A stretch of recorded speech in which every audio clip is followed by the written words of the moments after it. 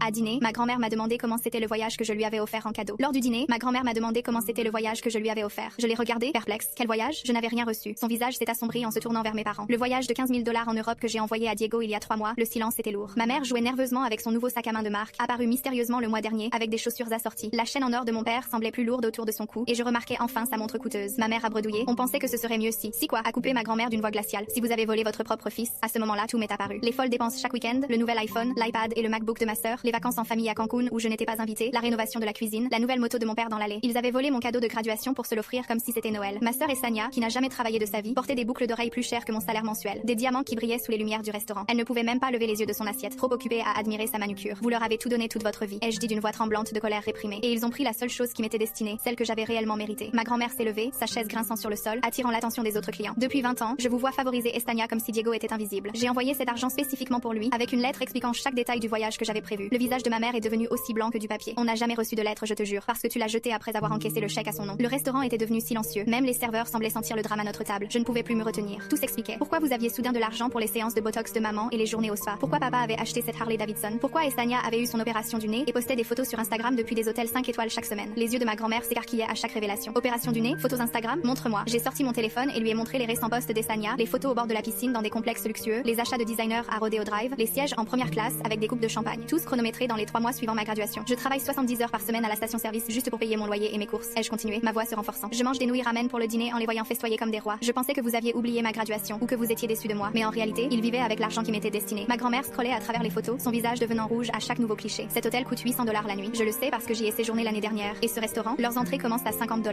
Mon père a essayé d'interrompre, détachant son col nerveusement. Maman, si tu laissais juste qu'on explique la situation. Expliquez quoi, Nelson? Comment tu as falsifié la signature de mon petit-fils sur des documents bancaires? Comment tu as intercepté le courrier qui lui était destiné? Comment vous m'avez menti pendant des mois tout en dépensant son argent? Elle a sorti une épaisse enveloppe avec des documents légaux. J'ai apporté des copies de tout. Le virement à son nom, les réservations d'hôtel à son nom, les confirmations de vol, l'itinéraire détaillé que j'ai passé des semaines à préparer. Ma mère s'est mise à pleurer, mais pas de la bonne manière. C'était une colère, un désespoir. Elle savait que son jeu était terminé. De toute façon, tu l'as toujours aimé plus qu'Estania depuis qu'ils étaient petits, parce qu'il travaille pour tout ce qu'il a. Une princesse gâtée qui pense que le monde lui doit tout juste parce qu'elle existe. Estania a enfin pris la parole, sa voix tremblante. Je ne savais pas que c'était l'argent de Diego. Je pensais que c'était juste de l'argent de famille. N'importe quoi, ai-je répondu, surpris de rester calme. Tu savais exactement ce que tu faisais en postant ces photos et en les taguant vivre ma meilleure vie pendant que je faisais des heures supplémentaires. Les autres clients nous regardaient, mais je m'en fichais. Des années à être invisible dans ma propre famille touchaient à leur fin. Ma grand-mère a sorti son téléphone d'un geste déterminé. J'appelle mon avocat demain matin. Chaque centime doit être remboursé dans les 30 jours. Sinon, je porte plainte pour vol et fraude. Mes parents ont commencé à supplier, leur voix se chevauchant. Mais elle était déjà en route vers la sortie. En me prenant dans ses bras sur le parking, elle a murmuré: fais tes valises ce soir. Tu viens vivre avec moi et terminer ce master que tu voulais. Je t'achète aussi ce voyage en Europe à nouveau. Et cette fois, tu y vas vraiment. Le lendemain matin, ils ont découvert que ma grand-mère avait déjà gelé leur accès à tous ses comptes. Le repreneur est arrivé pour la moto de papa à midi et la banque les a appelés dans la soirée à propos de leur paiement de carte de crédit en retard.